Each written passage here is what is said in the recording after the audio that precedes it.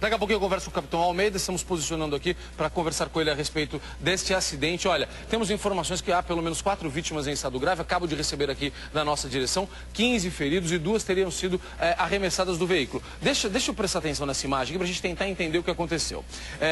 Na ponta da composição aqui, como você conseguia ver na imagem, quando o nosso cinegrafista aproximou, estava escrito Rio Grande da Serra, portanto, em direção ao ABC Paulista. Mas a informação da apuração aqui é que o trem seguia em direção à Estação da Luz. Portanto, o que a gente entende, estou tentando entender o que aconteceu nesse acidente. Daqui a pouco eu converso com o Capitão Almeida para checar essas informações. Capitão Almeida, já me ouve? Sim, estamos na linha e escuto você. Capitão, muito obrigado por conversar com a equipe do Hoje em Dia. Capitão, a gente acompanha algumas imagens aqui, só para a gente tentar entender. A gente viu a composição e o local onde o ônibus atingiu o trem tem a inscrição Rio Grande da Serra. Ele atingiu a parte traseira do trem? Esse trem seguia em direção à Estação da Luz, é isso? A informação que nós temos, pelas equipes de terra inclusive, é que a colisão foi na parte frontal da composição. Então, tanto é que inclusive o maquinista acabou tendo alguns ferimentos e foi atendido pelas equipes que estão no local. Então, o que nos leva a entender que essa seria onde estaria o maquinista. Agora eu não sei dizer para você se ele estaria indo ou voltando, né? Esse trem ia para a parte frontal, esse trem ia para a Estação da Luz, vinha para São Paulo, é isso? Essa informação eu não tenho, vou ficar devendo para vocês. Não, tá. Qual é a situação, então, dos trabalhos de resgate nesse momento aí no local do acidente? Bom, a situação foi passada agora pelas equipes do local. Elas estão tranquilizando um pouco a gente aqui da Central de Operações que nós estamos no local, porque eles relataram para nós que foram 14 pessoas atendidas lá pelas equipes. E dessas 14, uma apresentava um ferimento um pouco mais grave, que era justamente o motorista do ônibus, que apresentava um traumatismo craniano leve. Ele estava consciente, orientado, mas acabou sendo socorrido pelo Águia, assessorado lá pela médica, a doutora Carla, que estava lá pelo helicóptero. Capitão Almeida, as primeiras informações davam conta de que alguns passageiros do ônibus teriam sido arremessados no momento da queda. O senhor confirma essa informação? Sim, algumas vítimas estavam para fora do coletivo, que nos leva a crer que elas foram arremessadas, até pelo impacto, pela descida que teve pelo barranco. No entanto, a vítima mais grave seria mesmo o motorista do ônibus. Sim, exatamente.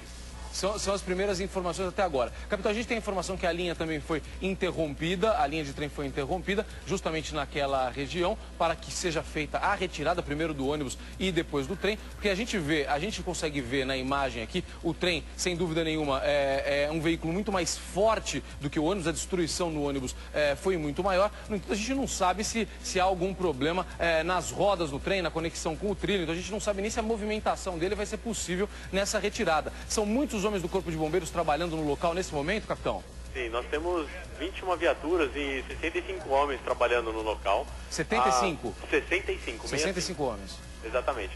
E aos olhos do Corpo de Bombeiros, nós não visualizamos nenhum tipo de dano à composição. Entretanto, essa análise ela vai ter que ser um pouco mais técnica pelos engenheiros e pelos técnicos da CPTM para verificar, né, com cautela, para ver exatamente o que aconteceu para poder voltar à normalidade das operações. Bom, agora, a informação principal, que é a respeito justamente do estado de saúde dessas pessoas, dá conta de que o ferido mais grave seria o motorista do ônibus e ainda assim não são ferimentos muito graves, é isso? Exatamente. Ele teve um ferimento na cabeça, né, um traumatismo crânioencefálico. Entretanto, esse ferimento ele não afetou tanto a consciência.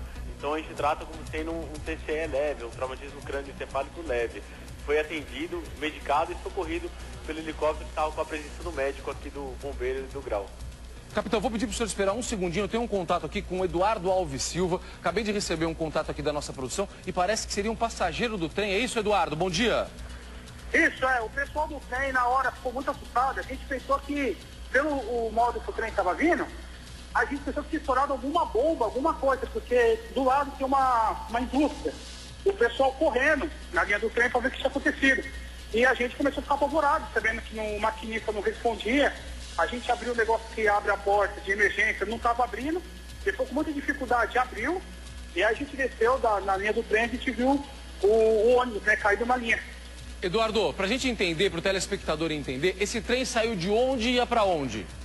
O trem saiu da Luz, da Estação da Luz, com destino a Rio Grande da Serra. Perfeito. Então o trem ia em direção ao ABC Paulista e em direção ao Rio Grande da Serra, como eu imaginei, como a gente disse no começo dessa transmissão, quando as primeiras informações chegaram. Então vocês partiram da Luz e iam em direção ao ABC Paulista, em direção a Rio Grande da Serra, e o acidente aconteceu ali entre São Caetano e Utinga, em Santo André. É isso, né?